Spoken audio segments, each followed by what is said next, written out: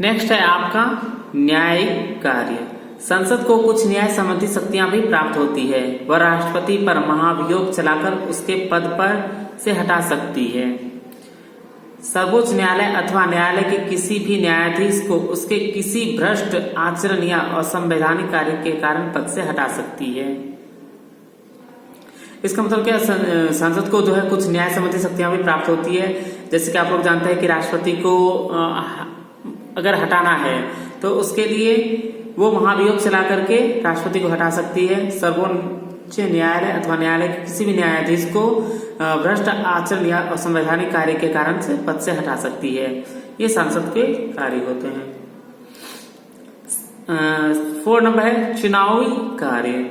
चुनाव में जो कार्य होता है, राष्ट्रपति और उपराष्ट्रपति के चुनाव में संसद की भूमिका महत्वपूर्ण होती है। जैसे कि आप लोग जानते हैं कि राष्ट्रपति और उपराष्ट्रपति का जो चुनाव होता है वो अप्रत्यक्ष रूप से होता है, प्रत्यक्ष रूप से नहीं होता है। जैसे हम लोग प्रधानमंत्री को चुन सकते हैं कि हमारे देश के प्रधानमंत्री कौन होंगे, ठीक उसी तरीके से राष्ट्रपति का चुनाव जो होता है वो सांसद की तरफ से किया जाता है। राज्यसभा लोकसभा के जो सदस्य होते हैं वो चुनते हैं। 5वां नंबर है संविधान में संशोधन। संविधान में किसी भी संशोधन के संसद की स्वीकृति आवश्यक होती है। संविधान में, जैसे संविधान में कुछ संशोधन करना है कि हाँ इस नियम को थोड़ा सा बदलना है, इसमें चेंजेस लाना है, तो उसमें संसद की स्वीकृति आवश्यक है। संविधान में कुछ भाग ऐसे होते हैं जिनमें संसद के साधारण बहुमत से संशोधन किया जा सकता है, जबकि कुछ संशोधन के लिए सदस्य के 2/3 बहुमत की जरूरी पड़ती है। मतलब कुछ संशोधन करने के लिए साधारण बहुमत मिल जाता है कि जैसे 40% या 50% लोग तैयार हो जाते हैं तो संशोधन कर दिया जाता है।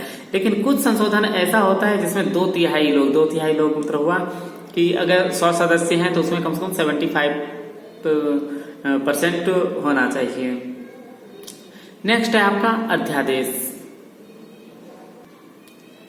संसद का अधिवेशन न होने पर यदि किसी कानून बनाने की आवश्यकता महसूस होती है तो राष्ट्रपति अध्यादेश जारी कर सकता है, तो जो 6 महीने तक कानूनी मान्यता प्राप्त करता है। सांसद का सत्र आरंभ होने पर उसकी संसद द्वारा अनुमोदित होना जरूरी है।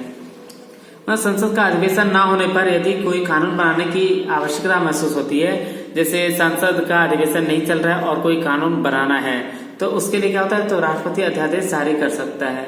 सिर्फ राष्ट्रपति के मंजूरी से ही ये काम हो सकता है, इसके लिए किसी भी सदस्य की जरूरत नहीं होती है।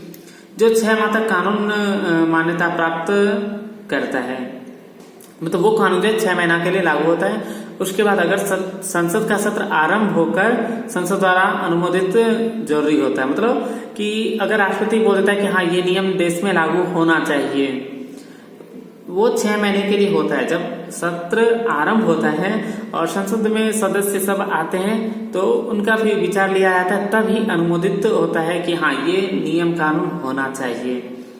और अगर नहीं होता तो उस नियम कानून को बंद भी किया जा सकता है।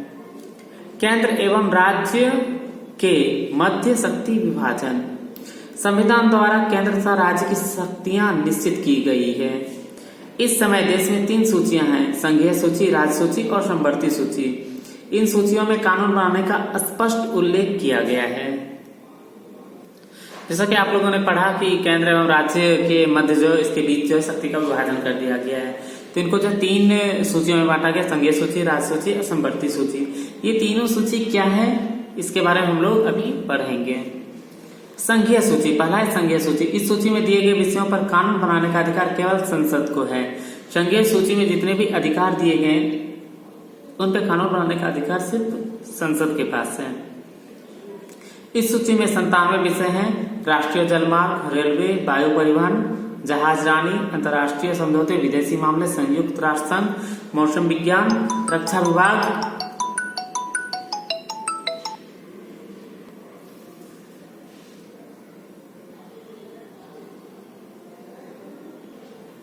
बेतार का तार, डाक का तार विभाग, टेलीफोन, प्राचीन स्मारक, सिक्के, मुद्रा आदि संघीय सूची में शामिल हैं।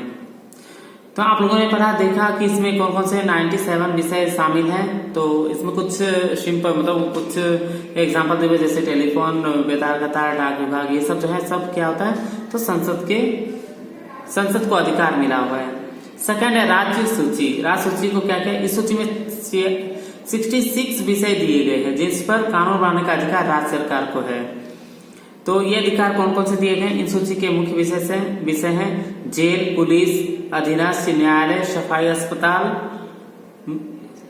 मवेशियों का स्वास्थ्य, सड़कें, वन, कृषि, सिंचाई, पशुपालन, मत्स्य पालन इत्यादि। जैसे जेल या पुलिस का, सफाई अस्पताल का, मवेशियों का स्वास्थ्य, सड़क, वन, ये सब जितने भी हैं ये राज्य सरकार कानून बना सकते हैं।